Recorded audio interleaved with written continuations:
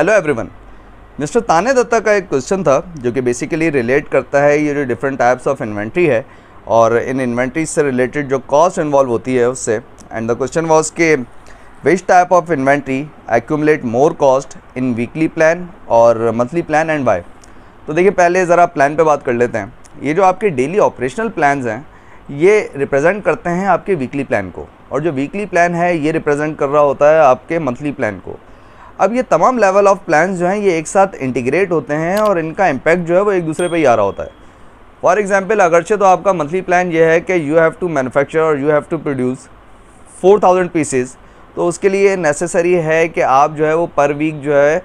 1000 pieces की production को perform करें, और उस वीकली प्लान को अचीव करने के लिए नेसेसरी है कि आप पर डे 125 पीसेस की प्रोडक्शन को परफॉर्म करें, अगरचे तो वो वर्किंग आवर्स 8 के हैं। अब अगरचे तो किसी भी लेवल ऑफ प्लानिंग, इधर वो डेली है, वीकली है या मंथली है, उसमें चेंजेस आती हैं या किसी भी तरह का एरर आता है तो डिस्टर्बेंस जो होगी वो through out the levels of plan होगी और उसका डायरेक्टली और इनडायरेक्टली इम्पैक्ट आपकी कॉस्ट पे ही आना है। अब ये जो इन्वेंट्री मैनेजमेंट है इसका जो बेसिक थीम है वो ये है कि किसी भी टाइप ऑफ इन्वेंट्री को अगर आप इफेक्टिवली मैनेज नहीं करेंगे तो it will accumulate the high cost. For example if you are having too much inventories in your system तो आपको डेफिनेटली स्टोरेज कॉस्ट और हैंडलिंग कॉस्ट जो है वो काफ़ी ज़्यादा बेयर करनी पड़ेगी।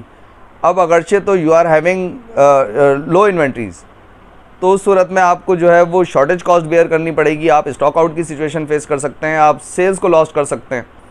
तो ये जो डिफरेंट टाइप्स ऑफ इन्वेंट्री हैं डेट एक्यूमुलेट कॉस्ट, ये बजाते खुद काफ़ी सारी चीज़ों पे और काफ़ी सारे फैक्टर्स पे जो है वो डिपेंड करती है, like the nature of product, nature of company और the nature of operations. For example ये जो आपकी वर्क इन प्रोसेस इन्वेंट्री है जिस पे still the work is going on, अगरचे तो वर्क इन प्रोसेस इन्वेंट्री पे प्लान टाइम से ज़्यादा काम करना पड़ जाएगा या रीवर्क करना पड़ जाएगा तो definitely it will increase the cost, और साथ ही साथ वो उसकी कॉस्ट तो इंक्रीज़ करेगी, साथ में उसके से रिलेटेड जो रिसोर्सेज आपने ऐड ऑन किए हुए हैं उनकी कॉस्ट भी जो है वो इंक्रीज़ हो जाएगी, और उसकी नॉमिनेशन जो है वो डेली प्लान में भी होगी, वीकली में भी होगी और मंथली में भी होगी।